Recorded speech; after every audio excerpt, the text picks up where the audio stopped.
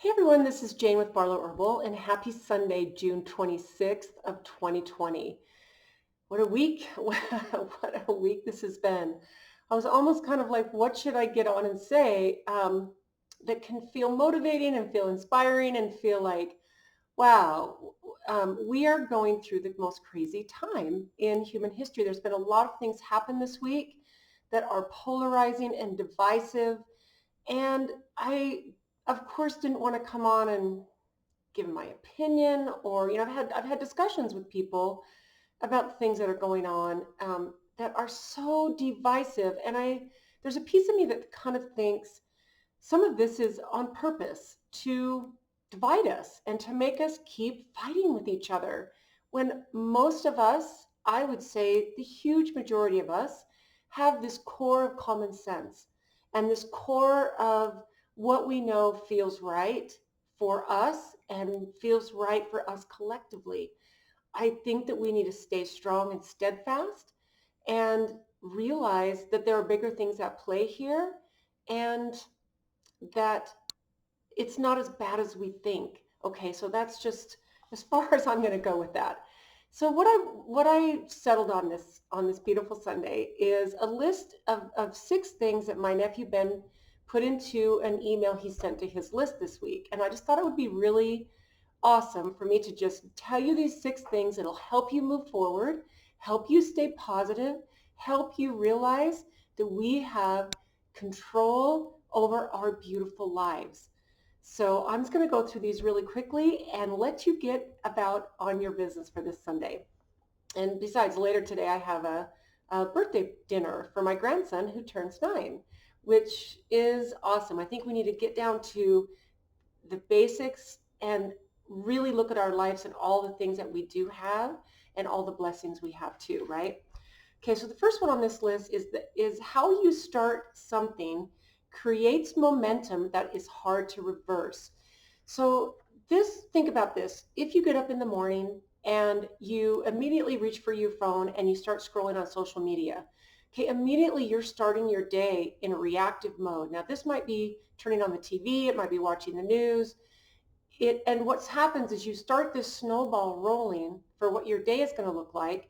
And once you get momentum started on any given day that you wake up and put your feet on the floor, however you start your day, whatever type of momentum you use, it snowballs and really determines what the rest of your day is going to look like.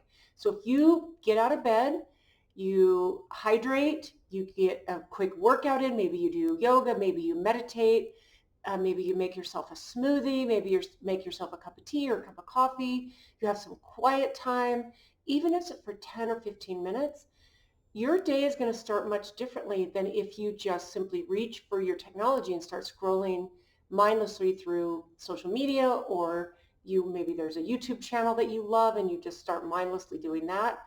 I have YouTube channels that I love, and I wait until maybe I have a lunch where I'm sipping on a cup of tea in the middle of my lunch day, or I'm doing something at the end of the day where I don't want to suck into something normal TV. So I think we need to be really strategic with how we start our day, because we can get momentum going in one way and in another way, in a pretty big way. So I think the thing is to be careful and strategic how you start your day and what momentum you get going, because it's very difficult to reverse once you get started. Okay, so number 2 is think about your attention as your most limited resource. Now, we always say time is your most precious commodity. And, time is precious. And this right now, our attention, wherever you give your attention, you're giving your time. In fact, listen to what Ben wrote. This is so good. Almost everything is a distraction. Perfection is not when there's nothing left to add, but when there's nothing left to take away. What is draining your precious attention that you can eliminate this week? So, I know that social media, and I keep bringing this up because it's so critical. In fact, I think I heard something. I can't remember where I saw it or where I heard it, but I heard that Elon Musk actually told people to delete their social media accounts, that he was doing that. And I don't know that's true. Someone mentioned it to me in a conversation. I don't remember, but I'm like, wow. I actually personally stopped using Facebook in the middle of 2020. So it's literally been 2 years since I've been on Facebook. And I will tell you, the freedom and the non-missing it, I have so much freedom from it, and I don't miss it at all. In fact, my husband actually disconnected for a while along with me, and he's gotten back into it. And basically, he said it's because I like to see when people's birthdays are, and I like when people wish me a happy birthday. And what I found, and I'm not trying to diss on him at all, is that he is now sucked back into Facebook on a daily basis. And he's not just looking at birthdays. So here's the thing. It's not a right or wrong thing. It's about where you give your attention to. You need to be really careful. That one is amazing. Now, the third one is that, think about this concept. Every single day that you get up, you start your day, you have a list of things to do. You should never have more than 3 priorities at a time. Now, this can be an interesting concept because I'm a list maker and I love to sit down, especially in the morning, and sit and write a list of all the things that I need to do today. But because I'm a person who loves to cross things off of lists, I write down even the most maybe mundane things that I would do anyway. Like I work out every single day, so on the days that I do sit down and write a list, I don't do this anymore because I realize I'm not finishing the big priorities that I need to finish because I'm too busy checking off all the little things. So start your day with only 3 priorities because then you don't get distracted. In fact, this is what Ben wrote. What are your 3 biggest priorities for the week? So you can do this by week or by the day. And I actually do this by the day.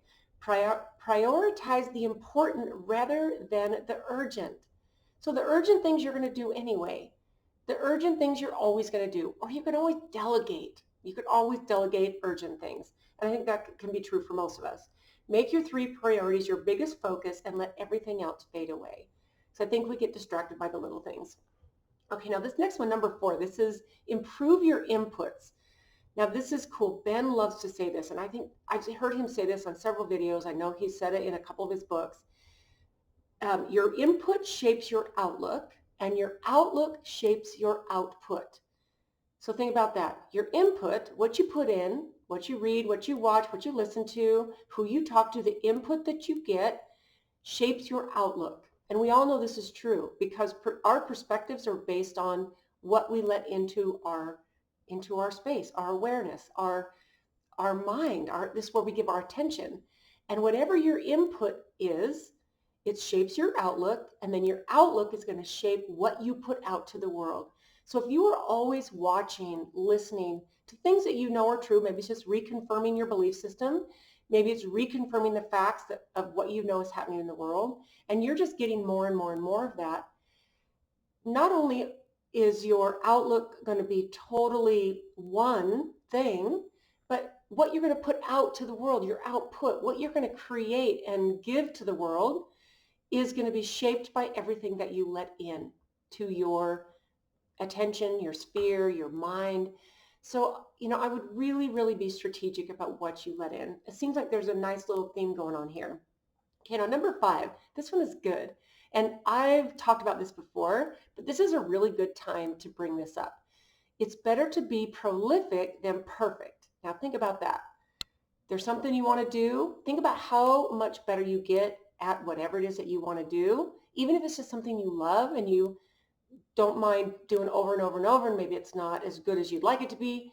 But the thing is, the more you do it, the better you get at it. And this is the way it has always been.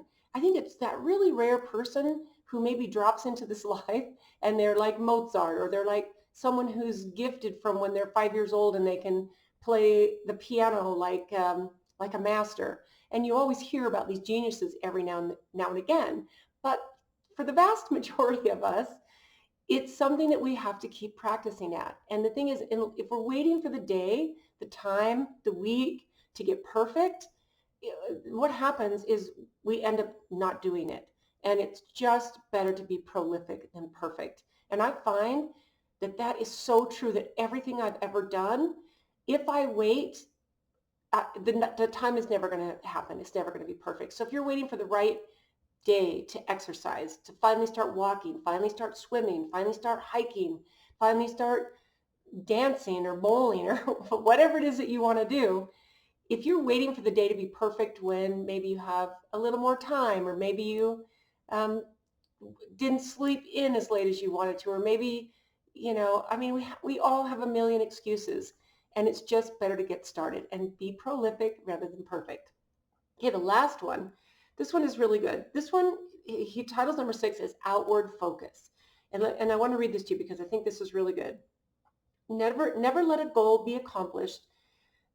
Never let a goal to be accomplished become more important than a person to be loved. Send texts or write letters expressing gratitude and love to those you care about. And I think the thing with this is we get so busy and caught up as just human beings. We know about simpler times. Even me as a person who doesn't feel that old, I know that I've watched a lot of things shift in my lifetime. Um, and a lot of beautiful things that have helped humanity that I would not want to go back to. But I think if we can go back to a simpler time and realize, in fact, it kind of makes me think about that little list of the 5 regrets of dying people that was composed, or that was compiled by the hospice nurse named Bronnie Ware. And the number one thing that is always, it feels like it's always on the list of people when they have regrets, is that I wish I hadn't worked so hard. And it's also that I wish I had let myself be happier. That's another one. And I wish I had the courage to follow my dreams. I mean, you always see these older people, especially if they've come to realize the things that are truly important at a certain age. I mean, the goal is to realize it when we're very young, right? But you always see these people who just have this peace and this passion, and they also understand what's important. So never let the accomplishment of a goal get in the way of people to be loved. And I think this is such a beautiful reminder for this week. So go out this week and spread some beautiful love to people. Give yourself love. Give yourself a break. Take a look at everything that's happening in the world, and then take a look at what's happening in your own microcosm, in your household, in your friendship base, in your community, your congregation, wherever it is that you gather, and really look at all the good people that are out there, that are in your life, and have, discussions that are respectful and, kind with each other. This is a time to remember that we're not all that different. We all want the same things. We want love and compassion. We want joy. We want safety. And we want to have the courage to go out and follow our passions and follow our dreams. And we want our families to be safe and happy. So I hope you have a really beautiful day and a really beautiful week this week. It's the last week of June, getting ready to move into July on Friday. And I think if we can remember our purpose and remember that we all are together, and that if we can be the change, that every single person who remembers this and doesn't let themselves get caught into these heated things, no matter how passionate you feel about something, remember that the best way for you to actually maybe shift someone into a perspective that's more loving, or maybe it's just simply you want to express your point of view, is to set an example on how you want the world to look. Set an example. Be what you want to see in the world.